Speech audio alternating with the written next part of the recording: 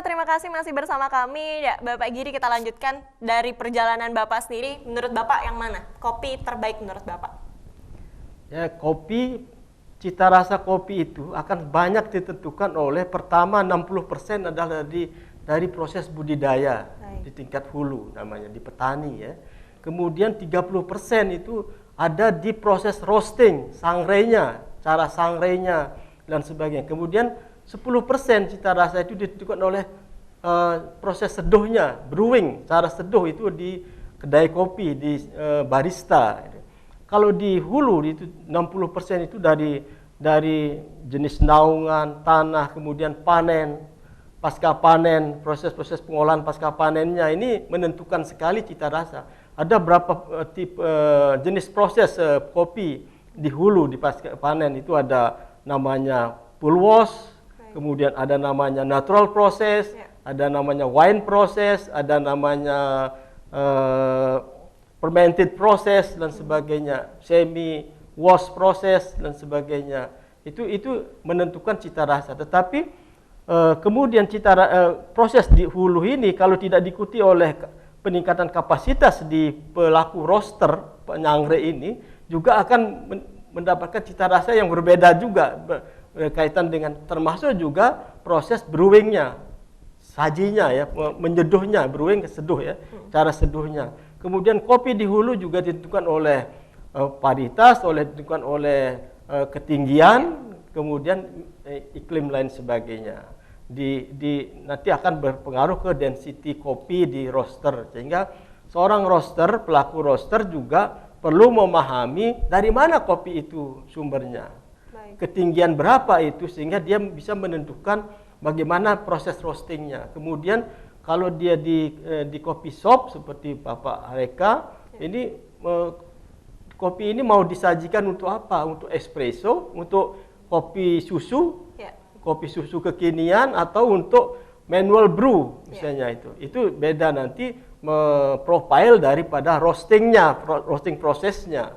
Itu yang akan menentukan cita rasa sehingga di pencipta kopi itu akan sangat melihat di situ dari mana kopinya, bagaimana prosesnya. Nanti itu yang akan menentukan. Jadi hal-hal seperti itulah yang sebenarnya pelaku-pelaku pemangku kepentingan ini punya kesempatan untuk melakukan pembinaan seperti di Lombok sekarang ini. Penting untuk di hulu misalnya Dinas Pertanian Perkebunan.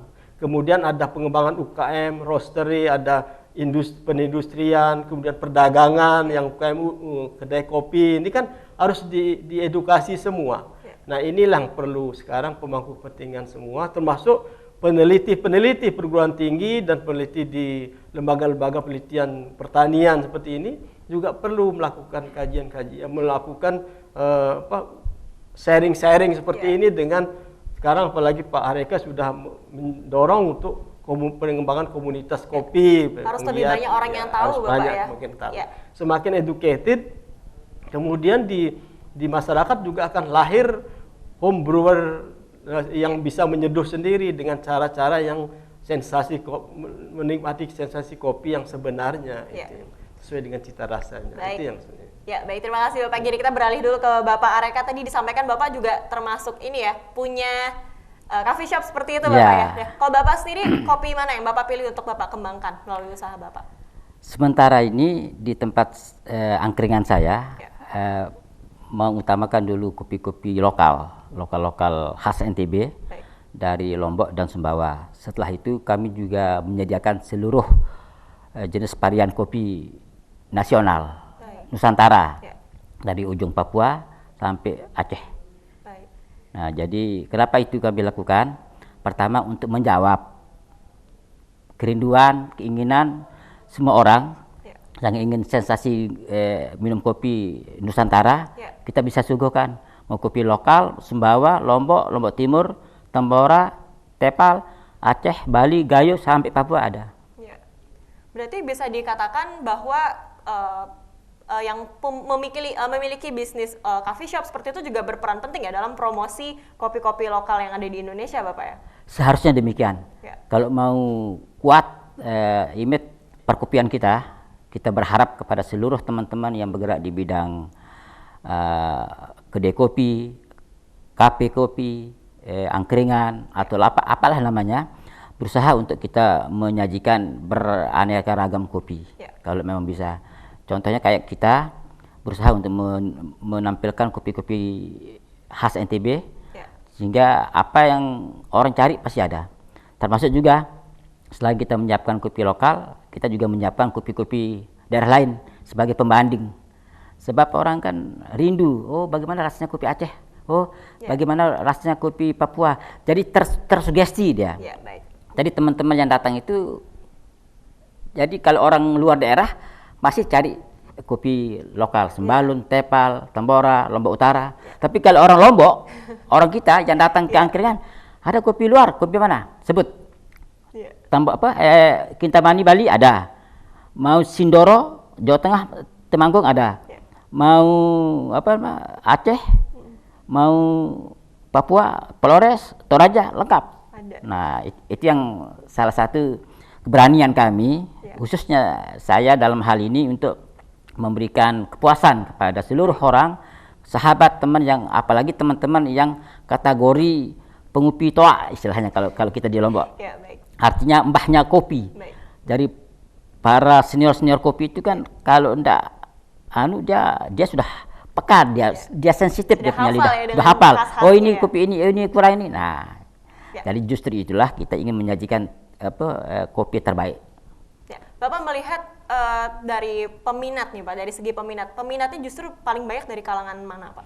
Nah, bicara peminat kopi di era Covid ternyata hampir setiap sudut jalan, setiap sudut kota, hampir tiap gang ada saja kedai-kedai kopi, lapak-lapak kopi.